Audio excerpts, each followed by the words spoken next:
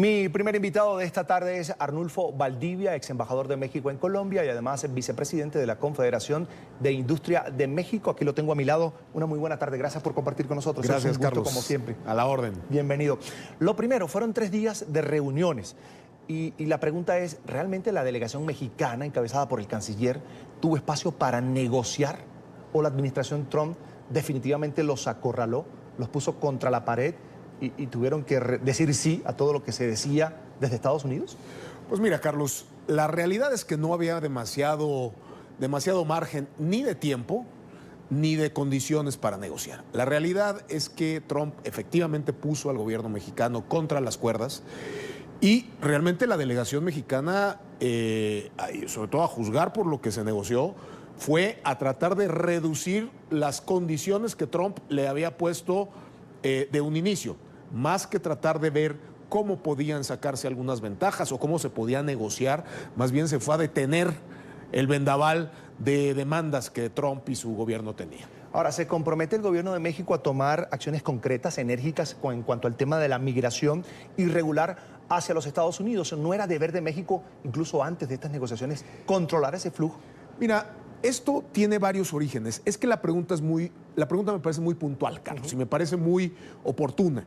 Porque más que ver lo que se negoció, hay que ver por qué originalmente... Digo, lo que se negoció es importante, sí, porque más bien es una consecuencia de otra pregunta, que es ¿por qué Trump decide hacer este anuncio del 5%? Y es que ahí hay varias razones. ¿Por qué economía con migración? Hay varias razones. Mira, la primera es muy básica y es que Trump está en campaña. Y Trump sabe que el tema migratorio es un tema sumamente sensible para su electorado y en esa medida, pues obviamente tenía que buscar una nueva forma más creativa que el famoso muro que no ha logrado hacer, sí, de revivir el tema migratorio. Hay otro tema que no se está diciendo y que es importante. El gobierno mexicano, en una decisión, pues francamente, y debo decirlo abiertamente, de ignorancia, basada en la ignorancia de sus consecuencias, redujo 23% el presupuesto del Instituto Nacional de Migración, es decir, del control migratorio, de un instituto que de por sí, ya antes de la reducción, no representaba ni el 5% del presupuesto del Ministerio de Gobernación. Con una oleada, además, que se ha multiplicado en miles de nuevos migrantes en los últimos años. Y esto es algo que sabía el presidente Trump, pero que se combina con otra cosa muy importante, que es que algunos de los grandes aportantes económicos a la campaña de Trump son precisamente las compañías de armas. Si tú fuerzas, si un gobierno, por un lado, está reduciendo el presupuesto dedicado al tema del control de la frontera sur, como lo hizo México, sin enterarse siquiera de las consecuencias que eso iba a tener, pues obviamente este es un lobby que se quejó. ¿Y cómo logras que se reactive eso? Bueno, pues forzando al gobierno mexicano a que mande 6,000 efectivos y que refuerce las medidas de seguridad y todo el equipamiento y el armamento que se va a requerir para eso.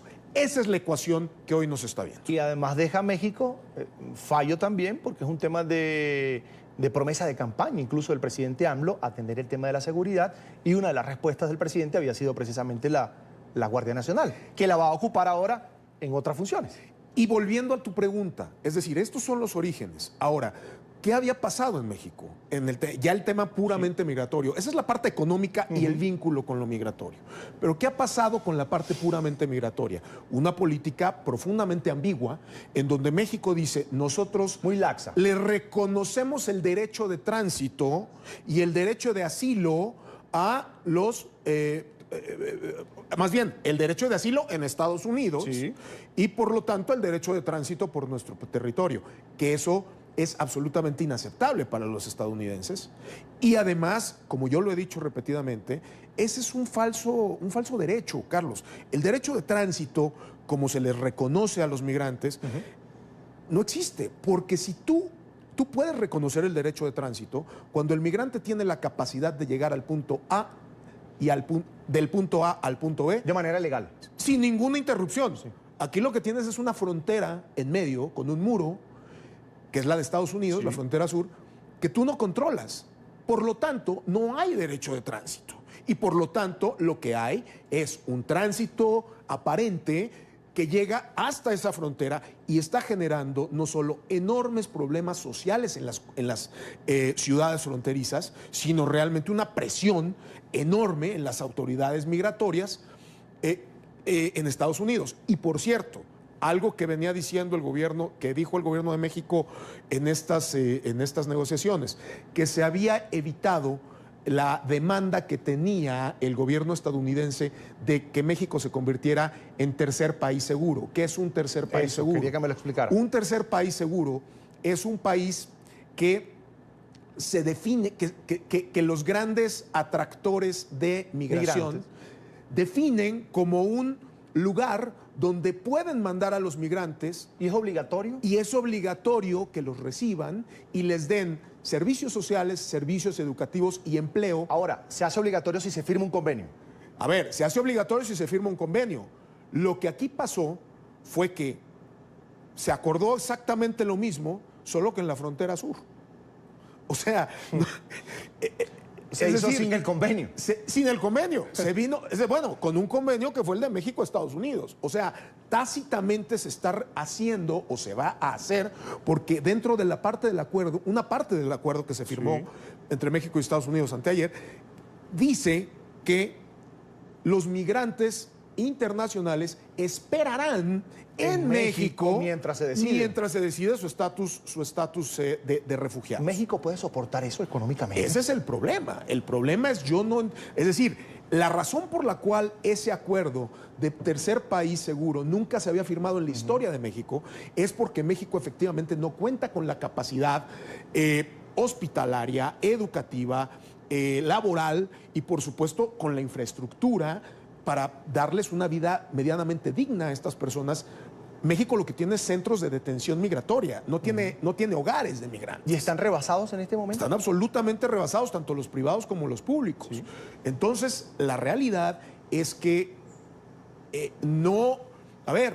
que se hayan detenido la posibilidad de los aranceles, de las tarifas, como se llama. Y ahí quiero hacer ahondar con usted en ese tema. Está bien. ¿Por qué causó tanto pavor? Ese 5%, ¿qué significaba para México?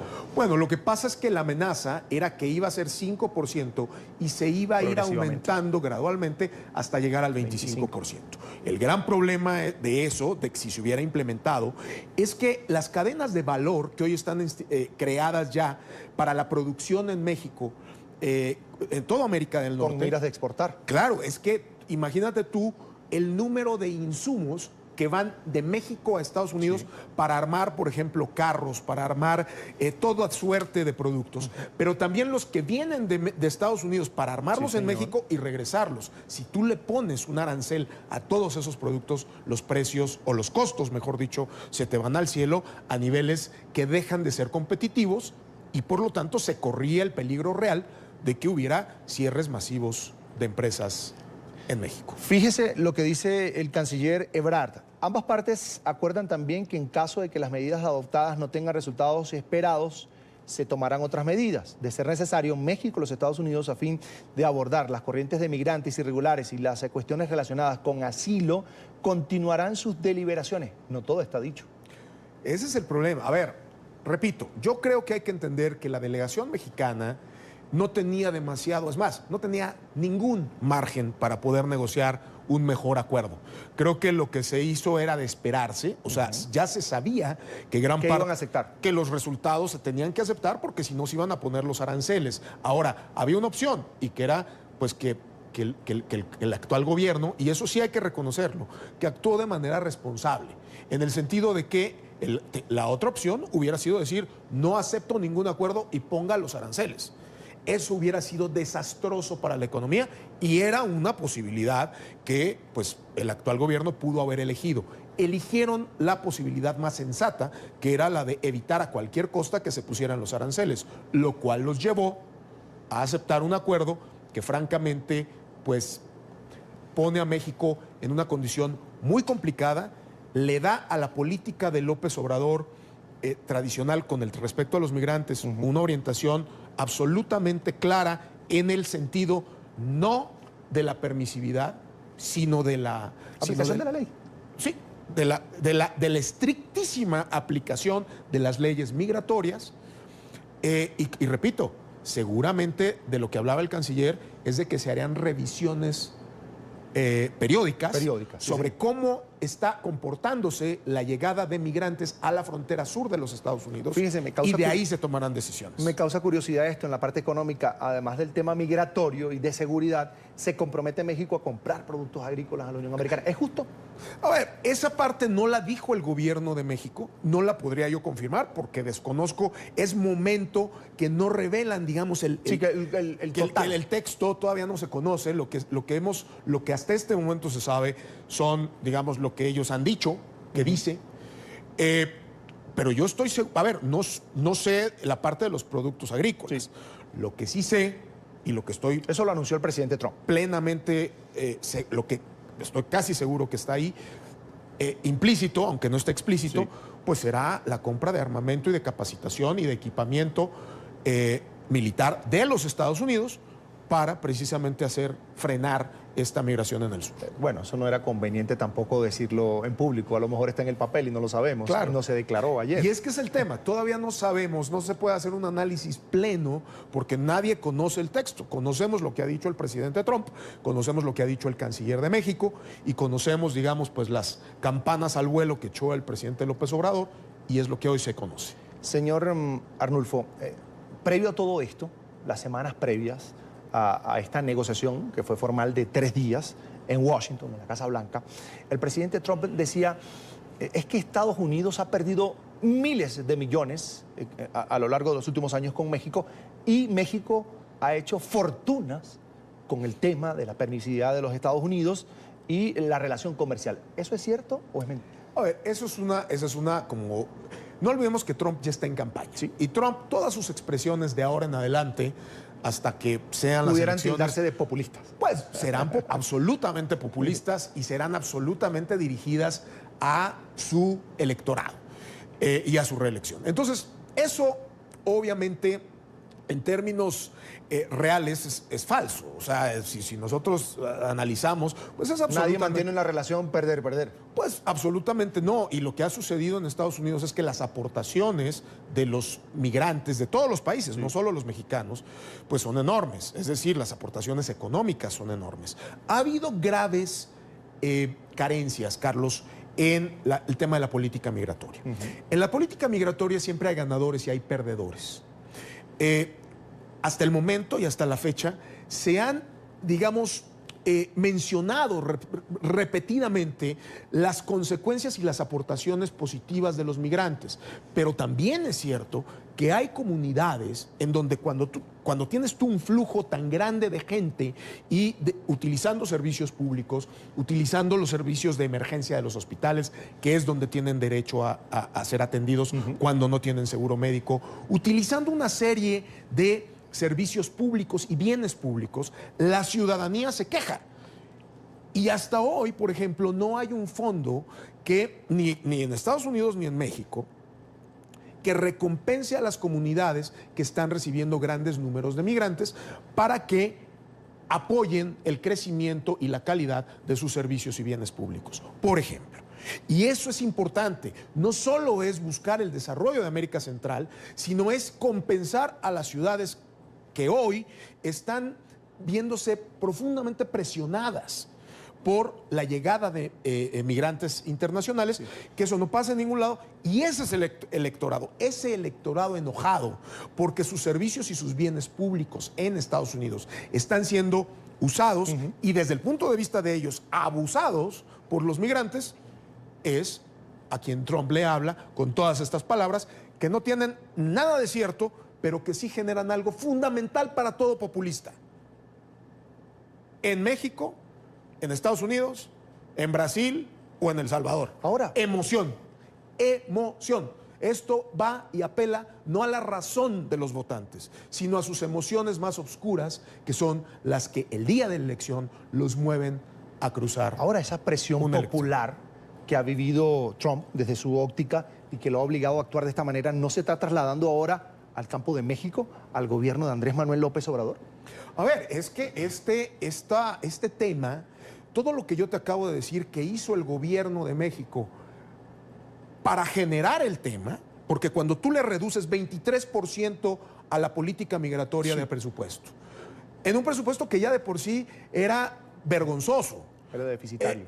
Y tú no puedes, ellos no están diciendo esto, ellos están tratando de pintar esto y generar una percepción mediática de que esta es una gesta heroica frente a un gobierno avasallador como el de Trump y que pues realmente que fue un triunfo.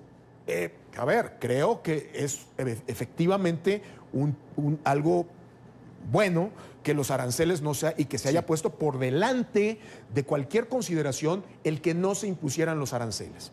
De ahí a que esto haya sido una gesta heroica, pues no es tanto, porque ellos la generaron a partir de una reducción presupuestal a un tema que era profundamente sensible para los Estados Unidos. Ya estaba en el tapete, Que ya estaba dicho ardiendo, que se tenía que haber previsto y que hoy y que aún así, y lo digo abiertamente, por ignorancia de las consecuencias que puede tener la preparación así de un presupuesto nacional, tuvieron que llegar a esto.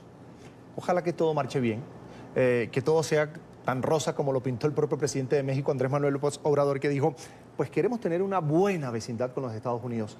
¿Usted lo ve posible? A ver, con los Estados Unidos la relación histórica de México, o sea, es decir, los últimos 250 años ha sido muy difícil. Y lo va a seguir siendo. Hasta de guerra. Y lo va a seguir siendo. Más con un presidente que está en campaña, más con un presidente que ya ha tomado el tema México y el tema migración y el tema se están aprovechando de nosotros como un lema de campaña. No se puede esperar en los próximos meses un mejoramiento de las relaciones con los Estados Unidos. Hay que estar preparados para, incluso en la campaña y dependiendo de los números que Trump vaya generando en la campaña, expresiones como esta o decisiones como esta. No olvidemos que hace 4 años él hablaba y decía cosas, pero era candidato, no era presidente. Hoy es candidato y presidente. De la primera potencia del mundo. Y del vecino de México. Entonces, en ese caso, México tiene que estar muy preparado para desplantes, porque esto no es otra cosa que eso, desplantes electoreros, digamos, con consecuencias de política pública y que pueden gravemente afectar a México en los próximos meses. Hay que estar preparados, hay que estar listos. Esta fue una jugada maestra de Trump, sacó lo que quería, porque hay que ser sinceros, también sacó un gran favor electoral poniendo a México contra las cuerdas y ya vio que le funciona. Seguramente en los próximos meses vamos a volver a conversar sobre este tema. Es Arnulfo Valdivia, ex embajador de México en Colombia, además vicepresidente de la Confederación de Industria de México. Como siempre es un gusto, Arnulfo. Gracias, Carlos, querido. Como siempre un gusto estar aquí con ustedes. Buenas